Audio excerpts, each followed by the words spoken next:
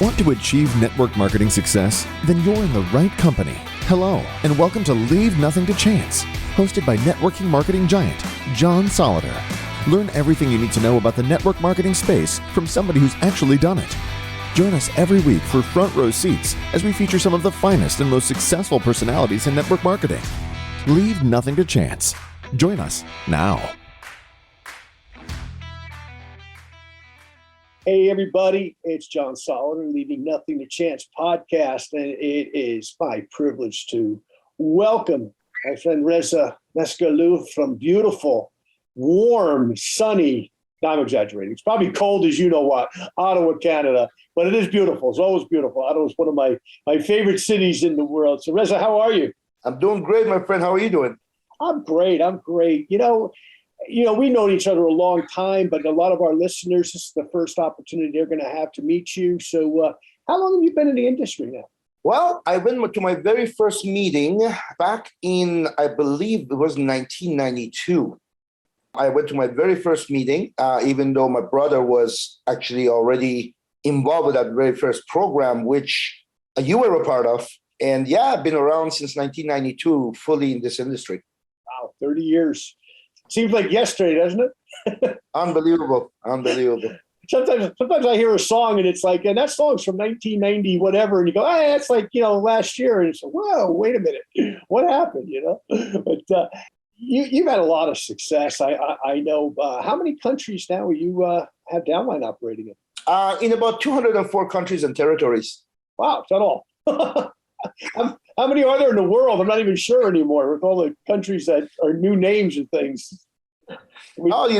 Some places split into 4 or 5. Some countries are trying to get the ones they lost in the past back, so it's always fluctuating. Wow, 204. That's amazing. And tell me this, what's been your best experience in the industry? And if there's a couple of them, feel free to elaborate.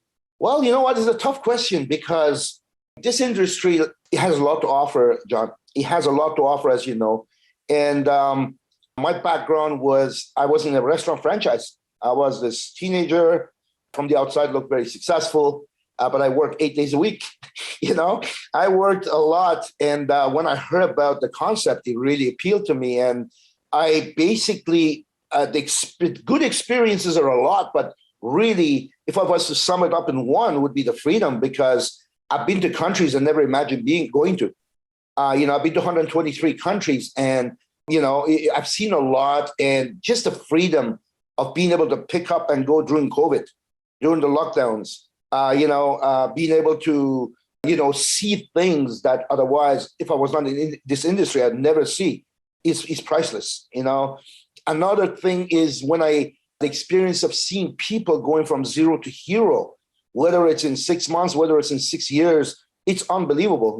It's so inspiring, John, that to go and see, when, for instance, someone says, people in Africa, Africa is not good for our industry. Our industry doesn't work in Africa. And, giving them the right gig, seeing them rising and, to the incomes unimaginable, that experience, it just puts a smile on my face from ear to ear. It's insane. It's incredible. I mean, I can go on and on about the experiences. I remember when I was a kid, I'd be driving by dealerships. Going into showrooms, trying to sneak in a test drive. I knew damn well I couldn't afford it, right? I'd be driving in the expensive neighborhoods, looking at these big mansions, right? And today, for a long time now, I'd be driving, and my brother said to me, listen to you.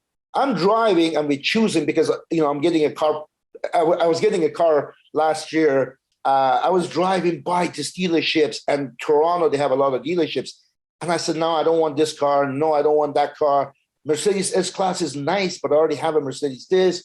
I don't know, Ferrari is this, and this is that. Just a choice. It comes down to choice. You become so picky. It's like, what is it that you want versus what can I afford? That is just, I don't know. If that's not freedom, what freedom is, I don't know. Yeah, absolutely. And you see so much when you travel, 123 countries. I've been in 61 or 63, and I thought that was a lot. And then you're the third guy I've interviewed that's been in over 100 countries. So I still have a long way to go. I'm going to have to live in like another 40 years to catch up with you. What's been, I mean, without offending any of the people in the other 122 countries, what's been your favorite place to go? Again, that's a tough one. I love the Caribbean. I have a place in St. Martin. That was an experience by itself, talking about experiences. We're in the middle of a meeting, and my brother says, oh, you got to get away from the meeting. I'm like, how is the CEO telling me to get away from a meeting? He says, no, it's going to take only an hour. An hour became 3. And they were building this beautiful place by the water, the gated community. And St. Martin, I love. I absolutely love St. Martin. In Africa, I love Kenya. I love Rwanda. Really, Rwanda, Kenya, those places are just great. If I was to speak about Asia, I would say probably it would be a toss-up between Thailand and South Korea. So this is it's kind of hard to have one favorite.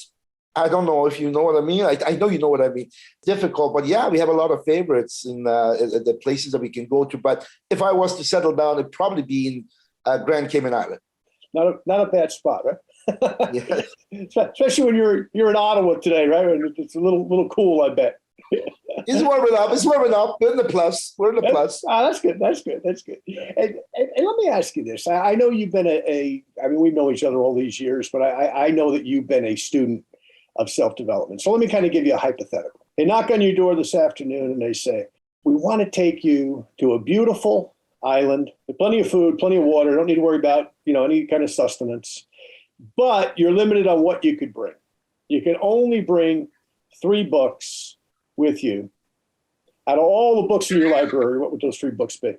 Well, it's going to have to be the ones that I promote, I talk about, I learned a lot from, the most from, and I don't get bored reading. First one was Think and Grow Rich by Napoleon Hill. That was obviously one of the ones, that very first ones, I think. I know it was you guys who introduced me to it. For the folks that are watching this podcast, John Solleder was the master distributor of my very first program. I met him in Ottawa. Quite a gentleman. I think, I don't want to get off topic, but I think the hardest part of getting someone to become successful is them being coachable. I was not very coachable at the beginning. I was stubborn and I thought, I'm going to make it do however I can. But then I realized I was forced into it. So I was told to read this book. I don't like to read books. I'm an audio guy. Back then, you had to read the damn book. So you know what? I did that. That's one of the books. The second would be How to Win Friends and Influence Others by Dale Carnegie. That was the second book. That was all in the same era that I got introduced to them. And the last one, again, it was earlier on in my career, was by none other than Mr. Mark Yarnell, late Yarnell, who basically, he was saying it from his perspective, because the 2 people I really like, the opposites, but I really chose as mentors. One was Mark Yarnell, and the other was Larry Thompson. The opposites, these 2 are the opposites in a lot of things they say. So, but I love the content, and the book that was, the first year in network marketing by Mark Yarnell. That's an amazing book. That's an awesome book. And those are the 3 I would take with me. Okay, great. And how would you say self-development has guided you along the way? You've had super success. You've been all over the world. You've influenced tens of thousands of people. Lots and lots of people in the world look at you as a mentor and a role model. How would you say that self-development has guided the process for you to grow into the leadership role, not only that you're in your company, but in leading, countless other people to the proverbial promised land in network marketing? Well, let me go back to the beginning. Back in 1992, I believe it was my first year. We had a vice president of our company, John. His name was David Drutz, if you remember. And him and I didn't see eye to eye right from the get-go. And make a long story short, one day he approached me and he says, my brother and everybody else saying, well, you got to go to this seminar. And I'm like, okay. And they said it's 10-hour days or 12-hour days for 2 days straight. I'm like, to do what? It says to teach you time management. You need it. Now I took offense to it. What are you talking about? I need to go for time management. Then they says, trust me, you need it. You rather work on your own car and miss on $300, $400, $500 an hour, or you rather cut your own grass, or you rather clean your own snow, rather than pay someone $5 an hour to do it for you while you're missing this valuable. So you need the time management. Anyways, I was not going to go. Then our president at the time, I ran into him at a meeting. Maybe they had a conversation behind the scene. Oh, they said the tickets, you got to buy the ticket. I look at the ticket, it was $800 for the ticket back in 92. I said, you want me to pay $800 for a ticket to sit 2 12-hour days in one chair to listen to one guy to tell me how to manage my time? You're crazy. I'm not going. Then our president, which I was not getting along with at the time, he came up. We were in the room. We were in a hotel at a meeting, and he says to me, "Hey, Rez, how you doing?" I kind of look at him. I'm like, "Okay." Then he says, "I got something for you." I'm like, "What does he have for me now?" Like, him and I are not buddies. He gave me an envelope. He says, "It's for you." I open it up and look.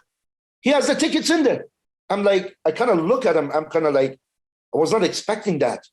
And I'm like, wow, this guy spent $800 for me to make sure I go. No, I have to go. No, I have no choice. I have to go to this seminar, right? Because they're all going to be there. And they spent $800. They invested $800 in me. So I went, and I tell you, 10 minutes into it, I was so happy that I went. I was so happy that I went. I heard the stuff that I needed to hear. I never stopped since. Back then was cassettes. I'm more of an audio guy than reading. And I would have cassettes galore. I still have them, as a matter of fact. I want to convert them to digital. So I'd be listening to the cassettes as I'm driving long distances. As time went by, CDs. As time went by, now I have unlimited data, and I got free access to YouTube and a lot of contents in there that I'm constantly on daily basis. I know what I like to listen in the morning. I like to what to listen to when I'm driving. There's a variety of different things, what I like to listen to before I go to sleep. So it's a constant process. It's constant development that you cannot stop on. So it's highly recommended. It's done a lot for me. Just when I start to get rusty in some areas, these audios touch on it. Maybe I heard it before, but when I hear it again, it touches on it. And there's a lot of new contents, great contents. It's for free. Can you believe it, John? This is really priceless as well. It's very important to my progress, to my growth, to my development and involvement. It is amazing how much stuff there is out there that you can learn from that doesn't cost a dime, including our podcast. We have it, and I know your brother's got his podcast, and I know other people in the industry that have been very, very successful, and yet it's kind of like feeding that next generation the knowledge that we accumulated from others who in some cases weren't necessarily on video or YouTube, because video existed, but YouTube didn't, and the videos are, packed away in boxes somewhere, or they're in a landfill, so a great point. So let's talk about something else here. Let's just say you got to get a new person started, and it's so important to get a new person started right so that they see success. So they gain that confidence. They say, hey, I can do what Rez is doing. I can do what John's doing. I can do what, whoever's doing.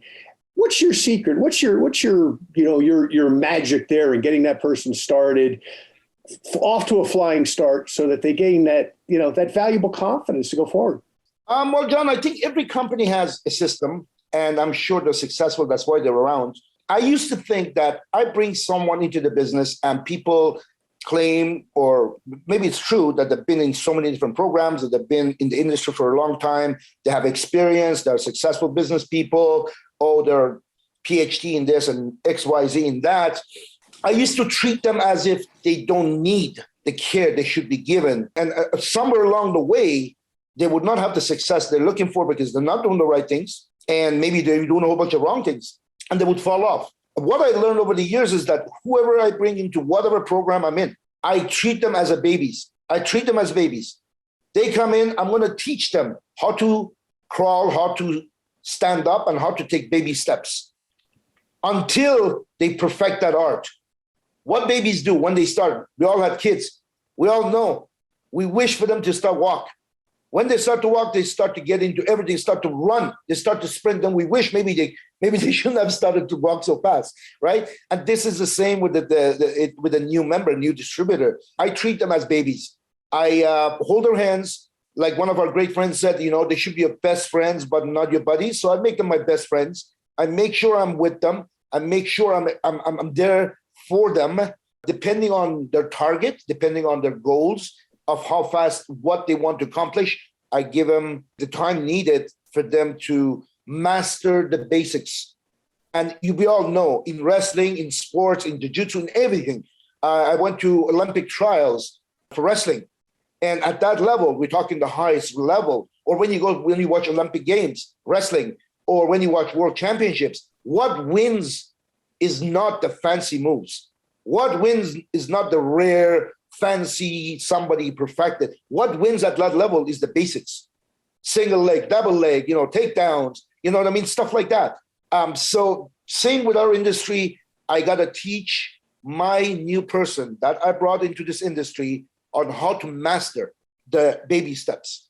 Once they master the baby steps, they will add on their own variants, or we take them to the next level. When I used to wrestle in Ottawa, I used to go to the high school practice after school. After that, I used to go our National Capital Wrestling Club, where we had Olympians there.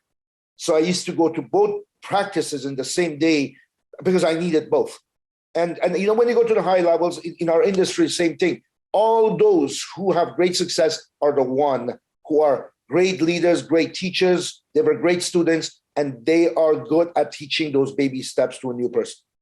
Well, what you just said there is invaluable, and such a great analogy to our common roots of wrestling, right? Which when you and I and your brother first met, it was like I'll never forget that. I was talking to your brother about that a few months ago. It's the first time we ever met. It was like we knew we were on the same page. We all had goofy ears, and it was like, you guys are wrestlers, and it was like we're family. But I don't want our audience to lose what you just said there, because there's a lot of magic to that. Take those baby steps and be willing to be mentored by people who have walked the walk that you want to walk. I mean, the great thing about network marketing, and I'm sure you agree with this, Reza, I love your thoughts on it, is that, our industry's been around for 60 plus years now. So, there's been generational success, in our industry, starting with the first group of guys back in the 50s and 60s, right? Rich, Jay and Rich with Amway, and Dr. Shackley with Shackley, and Mary Kay with Mary Kay, and a few years later, Herbalife with Mark Hughes and Larry Thompson and Jim Rohn, and of course in there you had companies like Slender Now and oh boy, I'm forgetting all the names of all the companies back then. Most people won't know them anyway. But you had all of these people, many of which are now passed on to the next life, right? That with that first generation that went through the baptismal fire of network marketing, right? And then you had that second generation, which was really the generation kind of where you had Les Brown, and you had Larry Thompson, and you had Bobby DePue, and you had Jim Rohn, and you had guys like that were kind of that second generation, a lot of which we learned from directly and indirectly, right? And then you had that third generation, which is you and me, and a lot of the people that we've interviewed on Leaving Nothing to Chance, your brother, and people like Dan McCormick and Joe Garcia, who I interviewed yesterday, who's in there in Toronto, neighbor of yours here in Toronto. Dan Cato, who's sometimes in Toronto, he's in Florida right now, enjoying his sunshine, and so many others. And I can't name everybody, obviously. And of course, Jeff Roberti in there, and Dan Stamen, and et cetera, et cetera. And now there's this fourth generation, right? These young guys that are coming up the food chain that are in their 20s and 30s in some cases, that are that fourth generation. So what my thought on this, or my question on this, I guess, is what have we learned historically that if you had to take just a couple of things and say to that next generation, your next generation, your young guys that are down there in your downline all over the world that are listening to this, what advice could you give them? If you want to be in this industry and be successful, don't lose focus of what we just talked about, was the basics. We get paid in our industry for two things. We get paid for two things. Everything else is, trimmings and extras. We get paid for two things: sell products and build a team. Sell the products, become fancy, go nuts, go crazy, do what you want to do within your company's regulations. Go ahead and sell the products. Whether it's online, in person, the more you sell, the more you get paid. That's great for you. To build a team, things have changed, but still the same. To build a team, you need to get people's attention. You need to show them what this industry stands for, because you'd be surprised. A lot of people are still ignorant to the fact of direct sales network marketing. They're still not understanding what it is, even though there is a lot more understanding it, obviously. So these two things you got to keep as your top priorities. I see a lot of people do a lot of administrative work.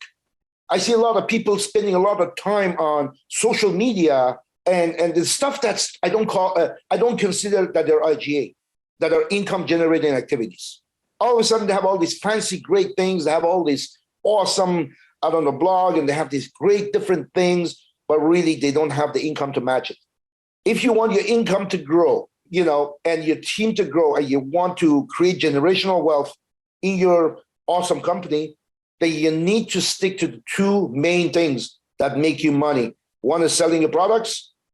The second one is how to develop a large, massive team that has retention, that's going to duplicate that process, right? You got to focus on those two things. I teach that to my people all the time, or people all over the world, really, regardless of the product. I assume they have some product, otherwise they wouldn't be in business today. Focus on the product side of things, as well as building a team part. Now, I understand there's some people, they're happy making $3,000, $4,000, $5,000 a month just retailing.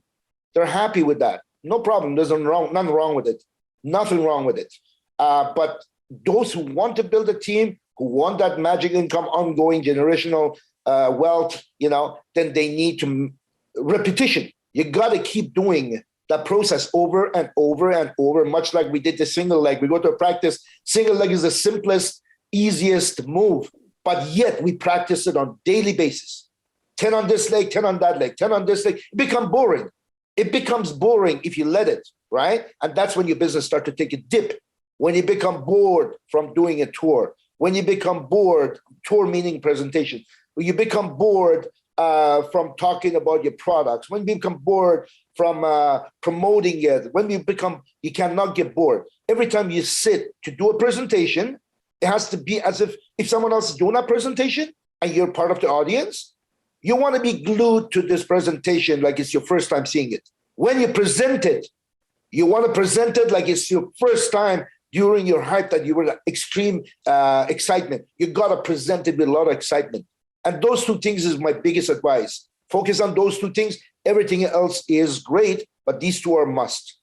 Absolutely, absolutely. And let's go one step further.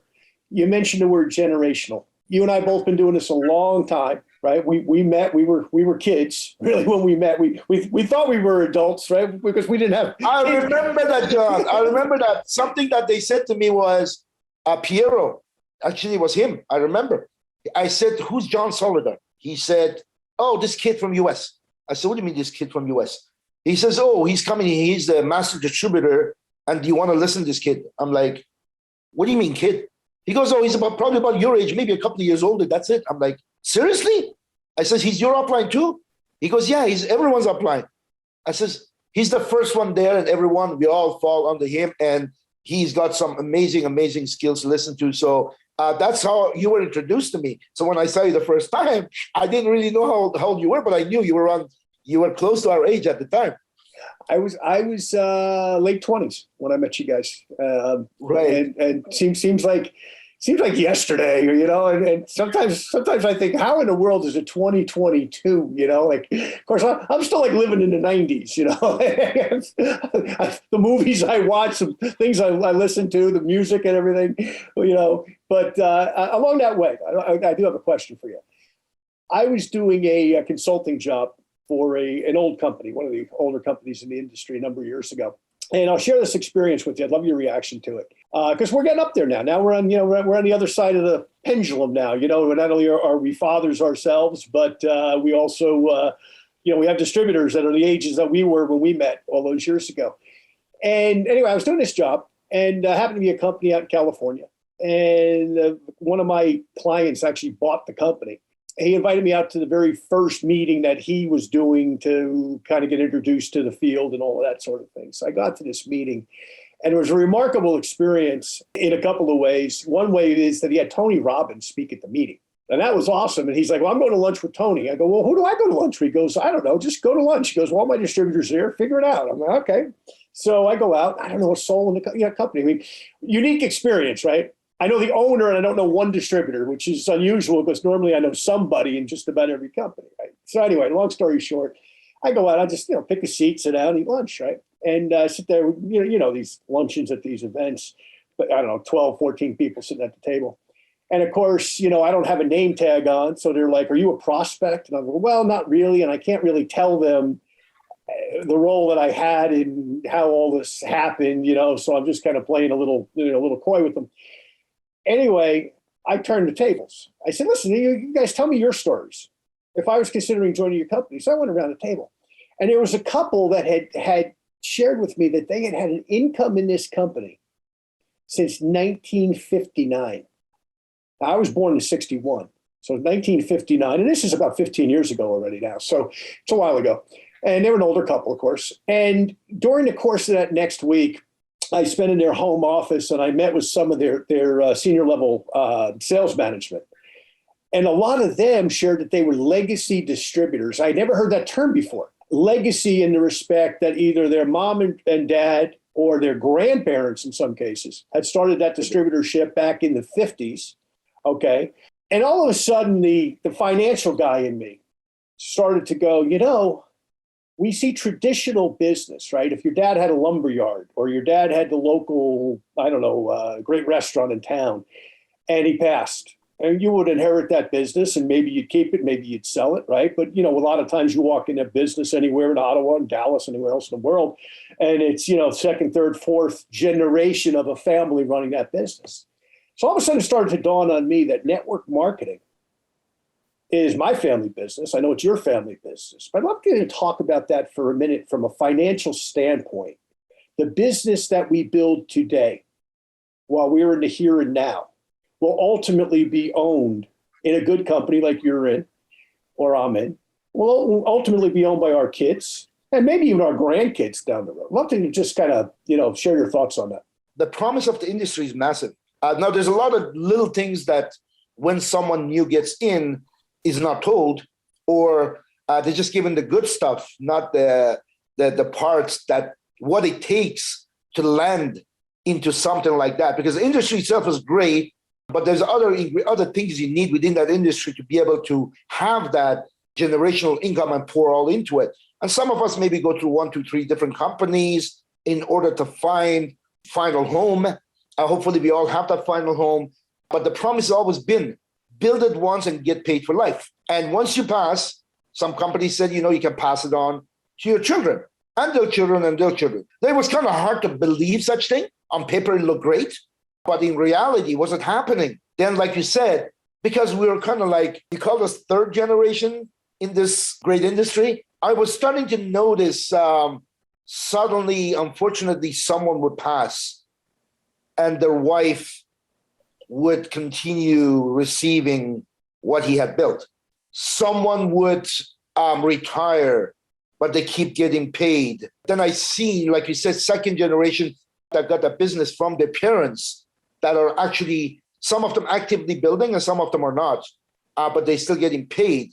These are the things that was always the promise of the industry. I think there is nothing like it out there, unless, I don't know if you know Michael Saylor or not, he's talking about if your grandparents bought some properties in Manhattan some 100 years ago. Imagine where you'd be today. What we were told in the network marketing, imagine if our parents or grandparents had bought X, Y, and Z. Today we wouldn't be sitting in this part of buying some shares in some company.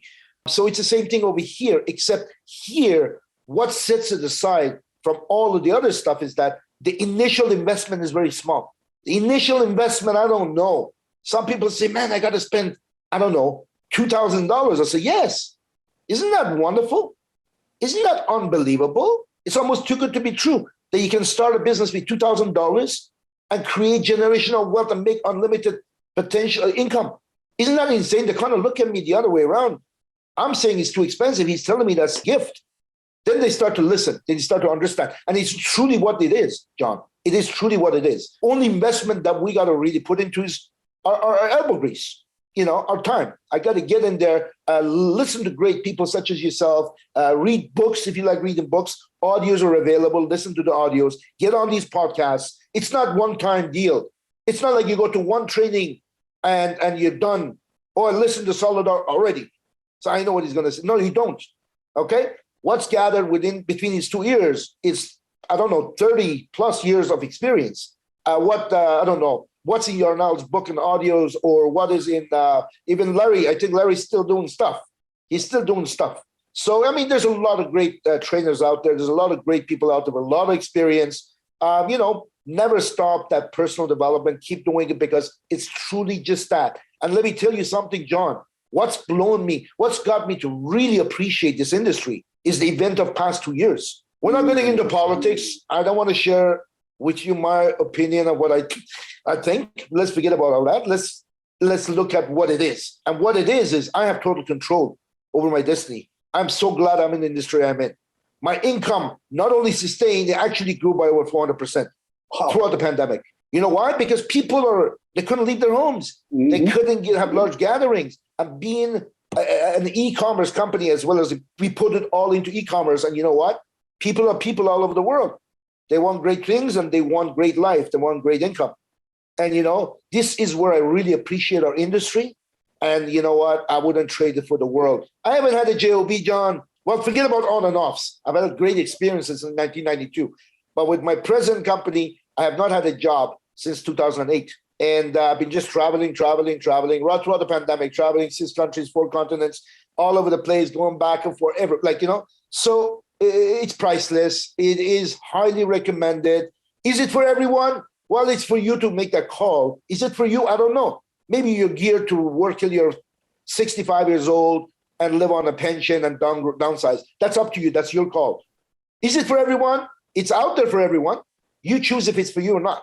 If it is for you, you can do it. Get on there and get it done and change your future. You can do it. It's not too late. Some people say, well, I wish I joined when Solleder was around, started, or Reza was when he started, or people always justify. Put the justification aside.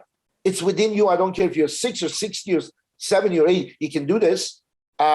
Just get into it. Get started. Ask for help. And there's a lot of great people out there in the industry that are ready to help you. Let me do this. You mentioned books. Let me mention a couple because I've written a couple. I've written 4 actually. My first one. Okay. Whoops.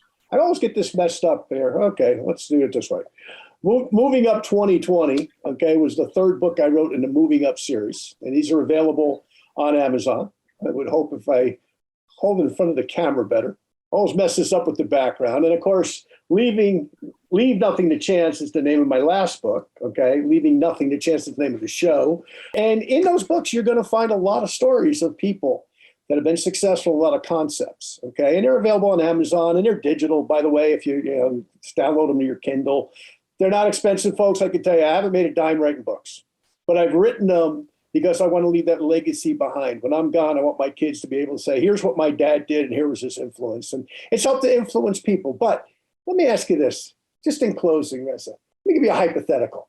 And you just kind of answered it, but let's go one step further. There's a lot of people that listen to my show that are either new to network marketing or they're still kicking the tires. They're in, but they're not in. They're kind of semi-in, blah, blah, blah, blah.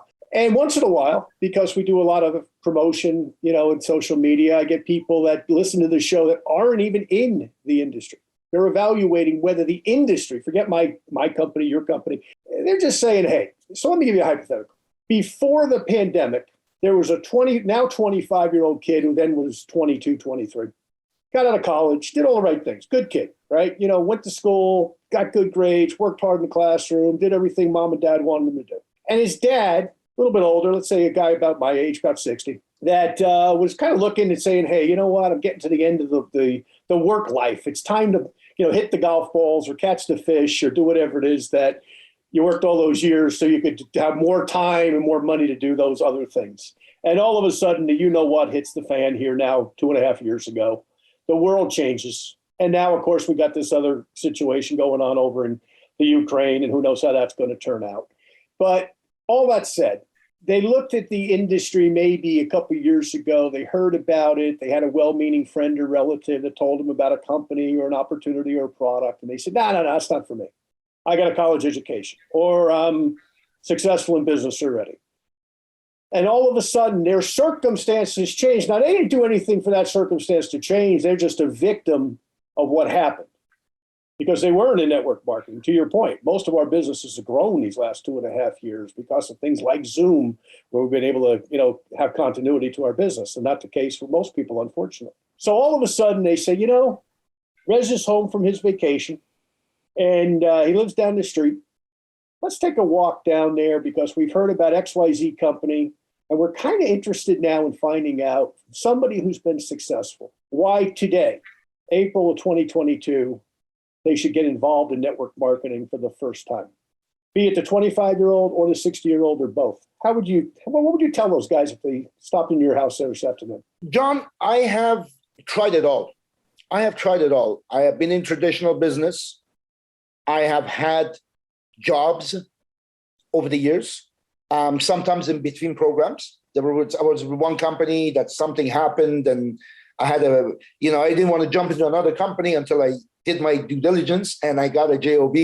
Some refer to them as good JOBs because I work for the government. Oh, you're crazy. You want to quit government job to go do this thing, right? Let me tell you, there is almost nothing out there that will enable you to control your future, your income, how hard you want to work, how much you want to make, where you want to go with it. There's not too much out there. I mean, we have businesses that were flourishing a short few years ago. They're obsolete today. They're closed. They shut down. What happened to them? What is going on? Small moms and pop shops are closing all the time. Why? Because the giants are pouring in. Again, I am guilty of that too. If I showed you all these boxes sitting over here, you'd be like, what? What do you keep buying? Well, almost everything. Not that I want to, not because it's cheaper, but because it's convenient to my lifestyle. I order whatever I want, almost everything from Amazon. It gets delivered to my door. My dog food, getting my car, go in the snow. There's a lot of snow here. Go in the shop, buy these heavy bags. I have 2 of them. Bring it back in. I'm paid 30% more money when I get it delivered to my door. Moms and pop shops, I'm trying to support them. I'm trying to give them my business. Even if they're more money, I don't care. But you know what? They're disappearing. Jobs are disappearing. They're constantly looking for new qualifications in people. So now you went to college and you got this degree, which is obsolete today. I know a lot of them myself. Okay? My ex, she went to university, all those loans and grants and whatever it is. She graduated with the highest honor, except she's doing a job for the last 10 years that has nothing to do with a degree. Zero, right? So why do you even get the degree? Just, I guess, to say I have it. I don't know. So you have no control. We can only make the best of what's there for us. And there's things we have control on, and there's things we have no control on.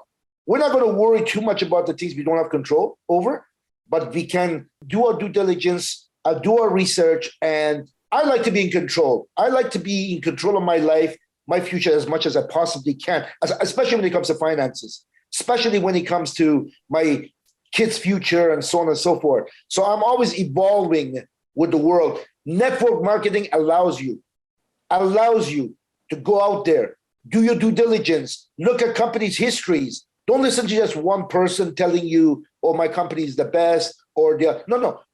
Understand the basics of what is needed to have a successful network marketing business. There's a lot of different ingredients out there, right? And I've done a training. I did it first time I did in 2008.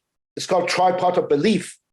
Tripod of Belief, and that tripod is so important to anyone's success in any company. It doesn't matter. So this is the industry, really what's there, what's left out there. You have every reason with a very minimal investment on a part-time basis, along with whatever you're doing right now, create something that you don't have to depend on a JOB or your local economy with your business, because there's a lot of business are not going to be around given the next 3 to 5 years. I tell you right now, it's been happening already, but more so now than ever before.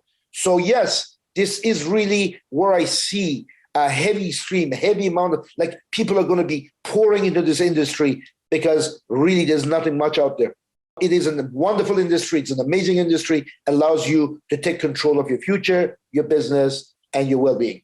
Well, Reza, this has been a pleasure, my friend. And pleasure's not mine. Continued success as always. And I know we shared earlier, your kids are involved in sports. I know your son is competing in a national jiu-jitsu tournament. National championship. Yes, national championship. Good. Where is it exactly? It's in this weekend is not national. The nationals is next month in April, I believe. It's in Markham. Toronto. Markham. Okay, great. Well, good luck to him, and thank you very much. Continue great success with your business. Always a pleasure to get together, my friend. Likewise, John. Keep up your great work. I don't have one of your books. I'm going to contact you and show me where to go get this book because I really want to get it. So. Amazon. Everything's on Amazon now. There we go. Amazon's here almost every day. Amazon, light it up and it'll be there, or they'll send it to your Kindle and you'll have it in 2 minutes. Can you show the books one more time, please, side by side? Sure. Whoops. I got to get this in the right screen here. Moving Up 2020. And then Leave Nothing to Chance. Yeah, this one I have. The other one, Leaving Up None to 20. Leaving Up 20. Yeah. And that's why we named the show that too, because, as you know, being an athlete, preparation is everything. And I was with my son had not made a particular hockey team that he wanted to make back when he was 10. And my daughter had skated in a figure skating competition and she didn't do as well as she wanted to do. And I had two disappointed little kids at home. And I went to a friend of mine who was a graphic artist and I shared that with him. He came up with this idea of leave nothing to chance in terms of preparation. So I came back and I started telling the kids, and I actually had shirts made that said, leave nothing to chance. And it had a picture of a guy that looked like General MacArthur on it saying, leave nothing to chance. And what that became was a motto for my kids in terms of preparation, be it in their athletic pursuits. My daughter has done some acting in your acting pursuits. And most importantly, in your scholastic pursuits, right? Like, don't wait until, the term paper's due tomorrow morning. Don't wait till 9:00 the night before to write it, right? You got 2 weeks to write it. Take the full time, do it right, and correct it. And that became kind of a motto. And all of a sudden I said, I need to write a book for network marketing. So that's how Leave Nothing to Chance came about. I teamed up with a fellow named Foster Owusu, who's originally from Ghana, lives there in Toronto. Like everybody lives in Toronto, it seems like, or Ontario anyway. But that's how that came about. So I'd love if you read it. Love to hear your thoughts on it. Absolutely. I'm going to, because I know there's going to be a lot of nuggets in there. I know there's a lot of stuff maybe I knew a long time ago. Maybe I know now, but I need refreshing. I always do that. And it's just like, man, how did I stop doing this? Or how did I not emphasize more on this by listening to people such as yourself, or people that initially I got into it, or people that I know for a while. And so, I'm looking forward to it, John. Looking forward to it. Great. Well, thank you again, my friend. And I appreciate it. I know you just got back from vacation, and I know you probably got 19 other things on your desk there, but appreciate it being on the show and continue great success. Actually, we started on live tours, live meetings, live presentations. We go on market to market. I strongly recommend for those who became lazy, right? I'm going to say it outright. I am known for saying it the way it is. There's a lot of people became very lazy over the last 2 years, 24 months. Why? Because they were forced to work from home. Now that things are opened up, they still want to stay home. You know what? This is a home-based business, but if you have your live tour, if you used to get in your car and get out there and meet people, I remember, John, you know that. I used to go on Mondays. I used to go to East. On Wednesday, I used to go to Montreal. On Thursday, I used to go to Toronto. I used to be back here by Friday night. This was every week. Mm-hmm. I did that for 10, 12 years. Every week with lifestyle, same thing. So, folks, get out of your houses or do what you used to do. Invite people to your homes. Go to their homes. Meet them at coffee shops. Get onto your weekly tours if you have weekly meetings. And as well as the e-commerce. I'm not saying abandon e-commerce. Get out there and do what brought you success. Get out there and do it again. This is a great opportunity to get back on top of things. Thank you very much, John, for having me. It's always a pleasure spending time with you. And God bless. All the best for you and the family. And hopefully your boy and the girl will become part of the team they dream of. Well, I hope so, too. Thanks so much. Thank you very much. Thank you for listening to this week's episode of Leave Nothing to Chance. If you want to know more about what it takes to succeed in the network marketing space, join us again next week for another amazing episode. For additional resources and to connect with John Solleder, visit leavingnothingtochance.com. Don't forget to leave a review, and we'll see you next time.